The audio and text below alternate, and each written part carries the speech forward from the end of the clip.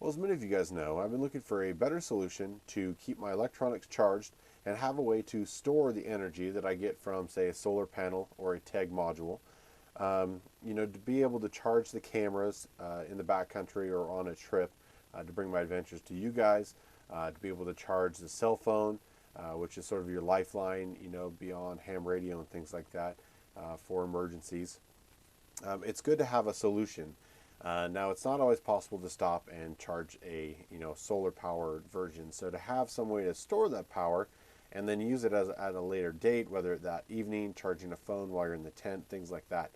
Many of you guys suggested after I did the Brunton review, I'll put that link up there, that had a very small, about 1300, 1500 milliamp battery in it.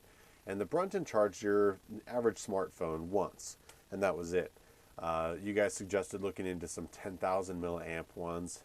And although I agree, better power is great, depending on what I was doing, I wanted a little bit smaller than that. I think ideally to be able to charge, a smartphone 3 times is roughly what you're looking for. Average cell phone batteries are 1,500 milliamps, some are under 2,000. So if you can get right around 6,000 milliamps, that would get your 3 charges to a smartphone.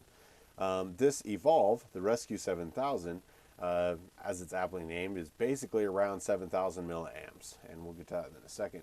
Now, I do have other things like the Goal Zero, the Guide 10 that uses AA's. That's always a good emergency way to be able to throw 4 AA's in that pack and charge your cell phone. I also have a review on the XTAR that was able to charge my higher capacity lithium ion batteries, and I use a lot of these in my flashlights and things, and it had the ability to output this energy into a USB and so that you could charge your devices. There's nothing wrong with that. These things have, this is a specifically 3100 milliamp, an EagleTac. They do make a 3400, but I have a bunch of these already, and so it is a great way. You keep a spare battery for your flashlights in an emergency. That unit, the XTAR unit, could charge your cell phone to call for help, tow truck, whatever the case may be. The Evolve is pretty simple.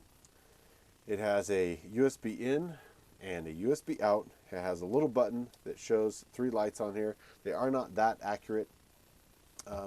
But what I will tell you is the other suggestion with those 10,000 units was because they had a higher amperage output. Many of your current electronic devices like iPads and things like that, they need at least a 2 amp out, sometimes 2.1, which is what this one does, in order to even know that it's being charged. Some of the electronics are smart enough to know exactly what the amperage is, and so not all chargers work on modern electronics if they don't have a high enough output. So this has your typical 2 amp in, 5 volts off a USB, and then it puts out the USB 5 volts into 2.1 maximum output. Took all the screws out but one. And the reason I'm showing you this, and I brought up the 18650s, was instead of being some sort of proprietary battery pack, I was happily surprised when I popped this open for the first time. I get these screws out, and I can show you inside is 3 18650s. Now these are very no-name. They are a flat top cell. They are a little jiggling here, but they hold their contact pretty well. And so I could easily, although recently they're limiting how many lithium ions you can send through the mail, so I'd have to do it on separate orders, but I have plans that I will get a few more EagleTacs, and I will replace the 3100s or 3400 milliamp 18650s in here. So what does that do? That gives me, if one 18650 can charge my cell phone once, that gives me 3 charges of a cell phone. I'm just using that so that you guys can get an idea of how much storage capacity this thing has. But you can easily store and charge 3 18650s now.